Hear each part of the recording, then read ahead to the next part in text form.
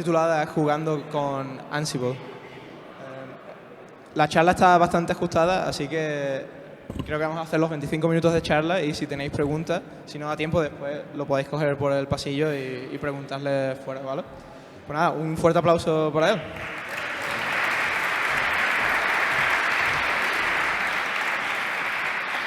Bueno, pues como ha dicho el compañero, 25 minutos son muy poco para explicar una cosa así. Entonces vamos a compactar toda la charla lo más posible y luego me podéis atracar por fuera. O sea que para empezar, soy Roberto Majadas de OpenSign y la empresa a la que pertenezco hace cosas muy majas y empezamos ya con Ansible. Ansible lo primero que es un sistema de gestión de la configuración. Un sistema de gestión de la configuración significa que es un sistema que se encarga de gestionar todo el interior de un servidor o varios servidores, de tal manera que seamos capaces de, sin intervención manual de un sysadmin, atacar a un servidor y su configuración. Está hecho en Python, por eso estamos aquí, y ahora luego ya veremos un poquito cómo está hecho. Se escribe principalmente en YAML, o sea, toda la configuración de primera se escribe en YAML. Luego ya en la segunda parte de la charla ya veremos un poco cómo hackear el tema, pero lo que voy a hacer es una breve introducción de Ansible para los que no sepan y luego ya entramos un poquito al tema del hacking, ¿vale? Lo siguiente importante es que se lanza con SSH, a través de SSH. La única necesidad que hay en el servidor remoto al que vamos a configurar es que tenga un SSH abierto, es la única necesidad, ¿vale? Y que tenga un Python, evidentemente, para que en el otro lado se pueda ejecutar. Y una cosa que hay que recalcar es el principio de idempotencia, que es una cosa que resalta en todos los sistemas de configuración. El principio de idempotencia es un principio sobre el cual, cuando tú pases el sistema de configuración, sea el que sea, y instale paquetes, desinstale paquetes, cambie ficheros de configuración, cuando lo vuelvas a pasar, tiene que estar el mismo resultado. De tal manera que si instalas un paquete, la siguiente vez que lo vuelvas a ejecutar, el sistema debe ser lo suficientemente inteligente como para no tener que volver a instalarlo, ¿vale? Entonces, esto es primordial para entender un sistema de configuración, ¿vale? Esto es Ansible en una foto, ¿vale? Estoy intentando compactar todo el conocimiento lo más pequeñito que sea posible, ¿vale? Esta es la instalación mínima de las necesidades que tiene Ansible. Para empezar, tenemos un ordenador central, un ordenador que puede ser un desktop, un servidor o lo que sea, que tiene Python y tiene Ansible instalado. Y como podéis ver a la izquierda, a la izquierda hay dos ficheros, ¿vale? Uno es el inventory y el otro es el playbook. El inventory es el fichero que va a usar Ansible para saber cuáles son los servidores a los que tiene que atacar. Y el playbook va a ser el libro de jugadas. Esto es un nombre que viene un poco derivado del inglés más lanzador de balones extraños, o sea, el rugby, que son libros de jugadas, ¿vale? Entonces, un libro de jugadas al final lo que es una serie de instrucciones que tú le vas a pasar al servidor para que haga determinadas cosas. O sea, quiero que me instales el engines, quiero que me configures este fichero, quiero que me desinstales esto, quiero que te descargues esto, que añadas este repositorio, etc, etc. Eso es un playbook, ¿vale? Como podéis ver, he puesto ahí web y db. He querido resaltar, porque en el siguiente ejemplo lo vamos a ver, en un playbook puede haber diferentes grupos de servidores. Uno se va a comportar para instalar las cosas para un servidor web. Por ejemplo, vamos a poner que instalamos un Engines y en el servidor de database pues vamos a instalar una MySQL, ¿vale? Entonces, en el playbook, ya lo veréis ahora, hay una parte que es para los servidores de web y otro es para el de base de datos. Si veis ahí en los servidores hay 3 IPs, la acabada en 10, 11 y 12. La 10 y 11 son los correspondientes al web server y la 12 es la correspondiente a la base de datos. Entonces, ahora en la siguiente transparencia vamos a ver todo este gráfico unido, ¿vale? Y espero que se ve. Sí. Vale, el inventory es un fichero, como os he comentado antes, y puede estar escrito de dos maneras. O puede estar escrito en este modo, que es el estándar, que es como un fichero .ini de toda la vida, pero también se puede escribir en YAML, ¿vale? Pero como esto lo vais a ver en casi todas las documentaciones y tutoriales que hay por el mundo, pues os lo pongo de esta manera. Entonces, si os dais cuenta, lo que veis es que hay secciones, unas web y otras base de datos, o sea, DB, y que tiene asociada una serie de IPs. Y luego, abajo, hay un infrastructure .children que une esos dos grupos, ¿vale? Esto es una manera de tener un inventario de máquinas del cual después podamos hacer referencia. ¿vale? Para poder decir, no, yo es que esta receta solamente la quiero desplegar en los servidores web. Y entonces yo voy a decir web. Y entonces Ansible va a ser lo suficientemente inteligente, como tiene esa información, de decir, que tengo que atacar a la IP acabada en 10 y en 11. ¿Vale? El otro, que es muy importante, y aquí voy a despachar gran parte de la charla, es el playbook YAML, ¿vale? Que es el que va a determinar qué se va a instalar. Como podéis ver, en el top level del YAML hay llaves host que tienen web y tienen base de datos. Cuando tú pones host y el nombre del grupo, se refiere al del inventory. O sea, lo que le estás diciendo es que las instrucciones que vienen debajo de host con web son las instrucciones que van a ejecutarse en las máquinas de web y las de base de datos en base de datos. Y luego lo que podéis ver es become, que es un poco extraño, pero básicamente become lo que le estamos diciendo al usuario es yo te voy a dar una cuenta de usuario normal y tú tienes que encontrar una manera de escalar privilegios, normalmente con sudo, ¿vale? Para poder ser root y poder ejecutar estas acciones. Porque, claro, hay veces que quieres ejecutar acciones que solamente pueden ser por el superusuario y otras veces pues que no tienes ningún interés. Entonces, el siguiente paso son variables, que luego os contaré de qué va, pero son variables, como podéis ver es un dominio.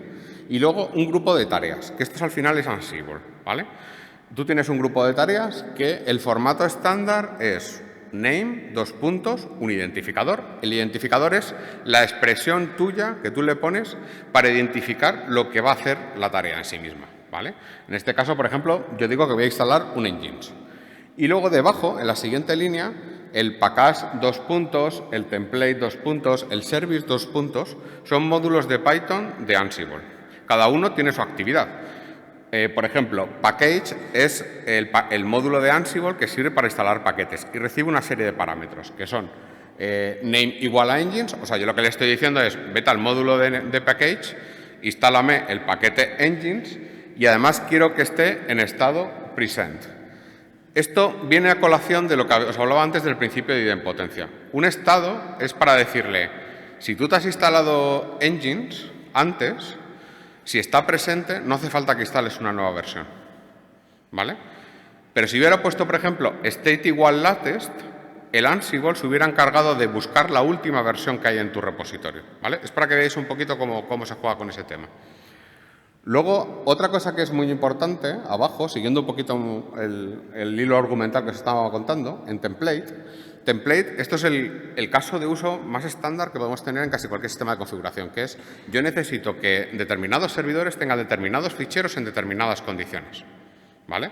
Entonces, eso se traduce en que yo, en mi proyecto de Ansible, tengo un fichero, en este caso, templates/engines-default/j2, donde voy a tener la configuración del engines. Y además voy a poder tratarlo como si fuera un fichero de Jinja. No sé si lo conocéis, es un sistema de templates que es súper flexible y es la leche. Entonces, básicamente lo que va a hacer Ansible es, va a coger esa template, va a utilizar las variables que hay arriba declaradas, o sea, el domain, y va a compilarlo, rellenar, digamos, renderizar la template de Jinja y después lo va a meter en el /etc engines sites enable default. ¿Vale? O sea, va a coger, renderiza la template, la mete en el servidor. ¿Vale? Y además, como esto es un cambio que afecta directamente y frontalmente al comportamiento del demonio, del engines en particular, lo que yo le digo es, notifícame que se reinicie el engines. Ahí hemos puesto el identificador, que si os dais cuenta, un poquito más abajo, en handlers, es la tarea que realmente está llamando, que lo que le está diciendo es reiníciame el servicio del engines. ¿Qué quiere decir esto? Que si el template, una vez renderizado, se aplica, el comportamiento del demonio va a ser diferente. Por lo tanto, reiníciamelo. Pero si yo, el template que renderizo es exactamente igual al que hay en el servidor, no me notifiques nada. ¿Vale? Y luego, como ya habéis visto, pues está service, ¿vale? Que es para reiniciar el servidor, como habéis visto un poco abajo. Como estos hay 150 módulos, que ya un poquito más adelante veremos, pero quiero que tengáis un poquito claro el tema de, tengo un módulo que hace cosas, que lo mismo puede ser a lo mejor la gestión del IP tablets, montar un Docker, levantar un contenedor, puede ser mogollón de cosas porque hay infinitos módulos, ¿vale? Pero el comportamiento siempre va a ser el mismo, nombre del módulo, parámetros, etc, etc. Bien, boom, boom, boom. Entonces, Esto, vamos a empezar ya un poquito con lo mismo que estoy enseñándoos, ¿vale? Pero ya en ejecución. Lo primero de todo es instalar Ansible. Pip install Ansible y ya está. Eso en tu ordenador y chimpún. Lo primero que he hecho aquí es para comprobar que mi red funciona, ¿vale? Entonces, hay dos comandos principales. Uno es Ansible, que es como de propósito general, y luego está Ansible Playbook. Ansible Playbook, que ya lo veremos más adelante, es el que se encarga de correr las recetas. Yo aquí lo que he hecho, básicamente, es decirle sobre los servidores del tipo web que tienes en el inventory que te paso por parámetro, que es un fichero, quiero que lances el módulo ping. El módulo ping es un módulo que tiene Ansible, que básicamente es que las máquinas te respondan. Como podéis ver abajo, como yo le he puesto Ansible Web, me responden las dos de web, y como le pongo all, me responden todas las máquinas. ¿Vale? Ahora, esto ya es un despliegue del fichero que hemos visto hace un momento. Cuando hago yo un Ansible Playbook menos inventory menos L, que se refiere a limited, o sea, del playbook y del inventory que me estás dando, limítate solamente a instalar los que son del tipo web. ¿Vale? Y luego el fichero YAML que habéis visto hace un momento. Cuando lo ejecutas la primera vez, lo primero que va a hacer es play web, o sea, va a coger el playbook de web y va a tirar hacia abajo. ¿Vale? Si os dais cuenta, hay una tarea que ha aparecido mágicamente, que es el gathering facts, ¿vale? Que esta tarea es recógeme hechos. Los facts en Ansible es información que se genera una vez se conecta al servidor remoto, pues de cosas que a lo mejor te puede interesar a tu receta, como por ejemplo, quiero saber el número de procesadores que tiene, la memoria RAM que tiene, la IP que tiene, la distribución que tiene, si está en tal versión. Ese tipo de información luego lo podemos utilizar en una receta. De eso se encarga el facts, ¿vale? Pero esto para que lo sepáis, investigarlo después porque es muy cortito esto. Si os dais cuenta, las tareas con sus identificadores son las mismas que hemos visto en el YAML. Y si os dais cuenta, van cambiando de estado. Va a Changed porque ha instalado un Engines, luego ha configurado un Engines, luego, como el propio paquete en sí mismo levanta el servidor de Engines, el service que se tiene que asegurar de que el Engines está levantado, dice, no, esto está perfecto, ¿vale? Y luego hace un restart del Engines porque hemos cambiado la configuración, ¿vale?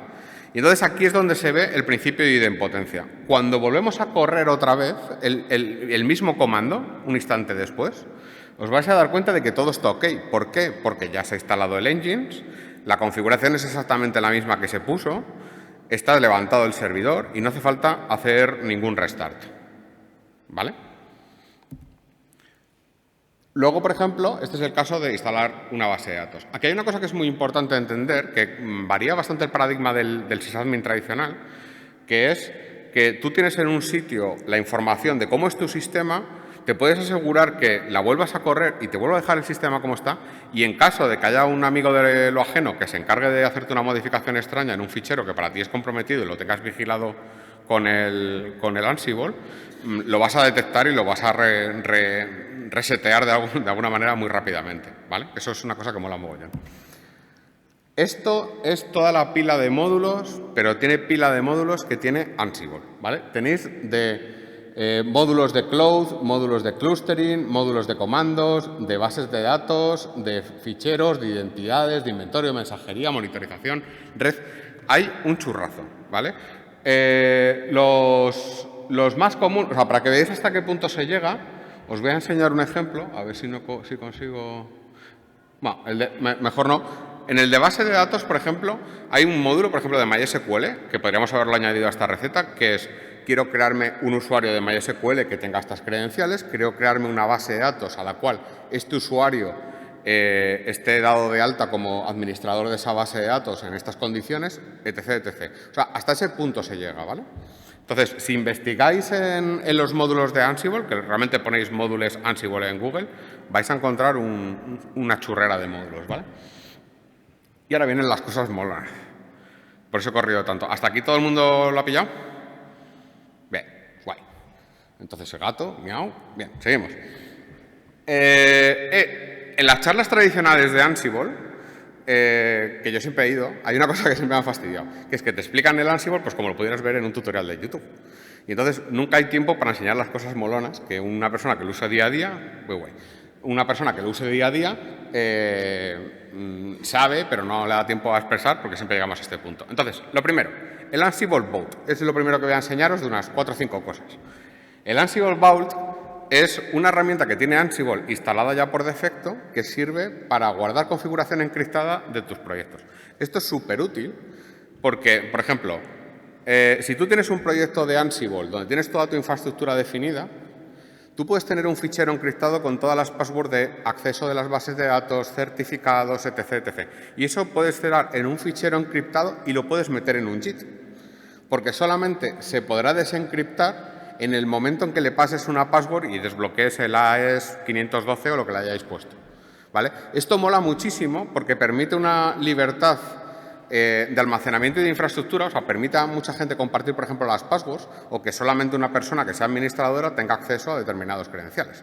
Esto es una herramienta muy chula y es tan fácil como poner Ansible-Vault, create un fichero YAML, ¿vale? Create, decrypt, edit, encrypt, etc., etc., etc. Esto lo que hace es que te coge un fichero de YAML, tú lo escribes y cuando acabas de escribirlo se encripta con la clave de AES que has generado y cuando tú vayas a lanzar el Ansible Playbook, lo que le vas a tener que añadir en algún sitio, en un parámetro especial que hay, es la password de ese fichero. Entonces, él ya mágicamente hace pu, pu, pu. Y además lo más divertido es que al servidor remoto no sube todo el fichero, solo sube la información que el servidor remoto necesita saber. Que eso también es una cosa muy interesante, ¿vale? Otra cosa que es muy molona de Ansible, que la han metido más o menos recientemente, es el tema de provisionamiento de máquinas. Al igual que hacemos una receta normal y corriente, podemos provisionar, o sea, me refiero a una receta normal y corriente en el sentido de me quiero instalar una MySQL, me quiero instalar un Engines. También podemos hacer una provisión de una máquina, por ejemplo, de DigitalOcean. Pero puede ser DigitalOcean, como puede ser AWS, Google Cloud, Azure, OpenStack, hay módulos para todo. Pero yo os he puesto DigitalOcean porque siempre se me parece una nube muy asequible para que una persona que no quiera mucha complicación se pueda crear una máquina y luego la pueda destruir, ¿vale? Entonces, básicamente DigitalOcean lo que necesita es que subas tu clave pública SSH en algún momento, que ese es el estado de Ensure Key Assist at DigitalOcean, ¿vale? Y lo siguiente es crear una máquina, que básicamente le estoy diciendo, créame una máquina, un droplet, en este caso, con el nombre Droplet One, que va a tener un size ID de 512, que es el tamaño de los droplets más pequeñitos que tiene DigitalOcean, y un Ubuntu 14.04. Y además asegúrate de que el nombre es único de tu máquina para mantener el principio de idempotencia, o sea, para que cuando vuelva, no vuelva a crear otra máquina cuando vas a correr la receta, ¿vale? Y que le añada el SSH KeyID, que es lo que se ha declarado en el otro resource de arriba, y el API Token. El API Token es una cosa que se genera en la página de DigitalOcean, en AWS exactamente igual, que es un token el cual tiene credenciales para hacer determinadas cosas, que en este caso es crear una máquina. Bien, el inventario dinámico es otra cosa que a mí me encanta. O sea, esto es una cosa que es una macarrada, pero muy gorda. O sea, nosotros estamos pensando que tenemos un inventario de máquinas que es un fichero, ¿vale? Pero hay momentos en la vida, a mí me ha pasado de hecho, que necesitas tener algo un poco más dinámico. ¿Qué quiere decir esto? Nosotros hemos tenido un cliente dentro de OpenSign, por ejemplo, que creábamos su infraestructura con Terraform. Entonces, Terraform es una cosa que además hay una charla por aquí, que os la recomiendo, que seguro que es muy buena. ¿Cuál era el problema que teníamos? Que nosotros necesitábamos relacionar de alguna manera las máquinas que creábamos con Terraform con los despliegues que hacíamos con Ansible. Entonces, lo que hicimos fue un script que lo que hace es analizar el estado de Terraform y generar algo que se pueda comer Ansible. Al final, lo único que te está pidiendo Ansible es que le devuelvas algo parecido a esa estructura de datos. Como te la montes, a él le da igual. O sea, si tú resulta que tu inventario de máquinas lo tienes en una MySQL en Suiza, pues te haces un script que acceda a la MySQL de Suiza, recupere las IPs y se monte ese JSON. De tal manera que cuando pones -i, mi script inventado mágico que hace un inventario, ¿vale? Nombre de patente, automáticamente devolvería una cosa parecida a eso y Ansible lo recogería. Vale, y ahora cosas más guays. Hay una cosa que mola, que Python, o sea, digo, de Ansible está desarrollado en Python, ¿vale? Entonces, También en sí mismo Ansible es una librería. Por lo tanto, yo puedo programar con la librería haciendo un import de Ansible con los recursos que tiene Ansible. Entonces, os voy a enseñar una terminal, que es lo que todos hemos venido a ver. Que lo que más recuerdo... Un momento, fichero. Estoy en la chat. Fonts, ¿dónde está el fichero? Espera un momento. Wait a moment. Picar código así no es muy agradable.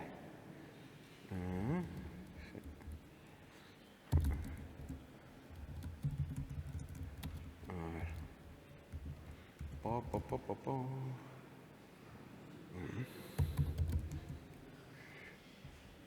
Bueno, pues lo busco entonces mejor en internet y acabamos antes. A ver.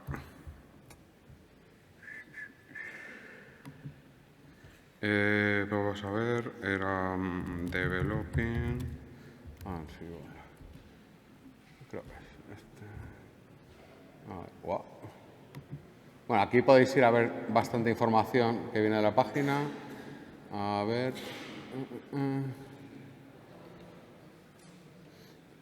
Bueno, ahora os lo enseño. No sé dónde lo tengo, el fichero. Juraría que estaba en ese directorio, lo prometo. Bueno, hay dos cosas que os quería enseñar. Una es el tema del API. Os lo voy a contar un poquito y os lo vais a creer. Y luego ya pasamos a la de los módulos, que lo tengo ahí. Que me quedan 5 minutos y tengo un tren que coger. Con el tema del API, lo importante que tiene Ansible es que tú tienes un import, ¿vale? Y además tienes ahí todas las librerías. Pero lo divertido es que lo han organizado de tal manera que se parece muy bien, está muy bien estructurado, se parece mucho a lo que os he estado comentando. Quiero decir, hay una clase que se llama Inventory, que recibe una serie de parámetros, que son pues las IPs, donde está toda la información que hemos visto en el Inventory. Luego hay una clase que es tipo Playbook y tareas, que reciben igual diccionarios muy parecidos a los que se han metido, o sea, respetando el mismo convenio, porque al final realmente lo que hace Ansible es leer esos YAMLs, transformarlo dinámicamente en estas clases y ejecutarlas, o sea, no hace eso. Pero esto es muy interesante, porque permite a un usuario que tenga una complicación o alguna cosa extraña que quiera hacerte un script de Python para hacer determinadas cosas. Por ejemplo, un instalador custom que te quieres hacer y, yo qué sé, no le quieres dar al cliente algo o quieres encapsulárselo y vendérselo de otra manera o él te lo ha pedido que sea así, que quiere que sea un programa cerrado con una documentación y que se llame pues, empresa sea CLI o lo que sea. ¿Vale? Esto es muy, muy potente, porque lo que permite es toda la potencia que tiene Ansible de hacer cosas, tenerlas scriptables en un fichero. ¿Vale?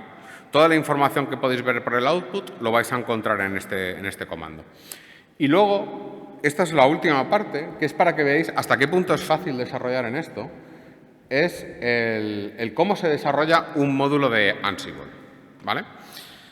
Un módulo de Ansible al final es un fichero que este fichero, por ejemplo, se va a llamar my new test module, que es el fichero que viene en la documentación oficial. Voy a ver si puedo escribir más grande. Bien. Y básicamente lo que tiene es una lista que tiene metadatos de lo que va a ser el módulo, ¿vale? La documentación en el formato en el que os la encontraríais en Ansible, ¿vale? Porque la documentación es igual que la que nos encontraríamos. Y al final, lo único que tenemos es una función run module, ¿vale? Cuando se ejecuta run module, lo que va a encontrarse son, primero va a construir los argumentos del módulo, lo que le va a llegar desde el fichero, o sea, por ejemplo, pues antes cuando veíamos el package, que teníamos el name, igual nombre de paquete y state, lo que sea, pues eso iría ahí, más o menos una cosa parecida igual ahí, ¿vale? Y bajando un poquito, vamos a la parte importante, que es lo que tenemos que tener en cuenta es que tenemos que mantener el principio de impotencia. O sea, nuestro programa tiene que ser lo suficientemente inteligente como para saber si algo ha cambiado o no, ¿vale? Y podérselo notificar al resto del sistema, por así decirlo, al sistema de Ansible. Y tenemos que notificar cuando algo está bien y cuando algo está mal. Y entonces, cuando hemos detectado que algo de lo que nuestro módulo hace está mal, entonces lo que haríamos es module fail JSON con un mensaje y la información del resultado. De tal manera que el usuario le vas a decir, oye, mira, que ha petado pues porque no tenías credenciales y tal. Y en caso de que vaya bien, pues exit JSON. Y creo que ya he terminado todo rápido como digo, desplegando módulos propios. Las preguntas ¿no me da tiempo preguntas? ¿O sí? No. Pues me podéis atracar todo lo que queréis por la calle y, bueno, por la calle no, por aquí. Y atracarme tampoco. Me podéis hacer preguntas solamente.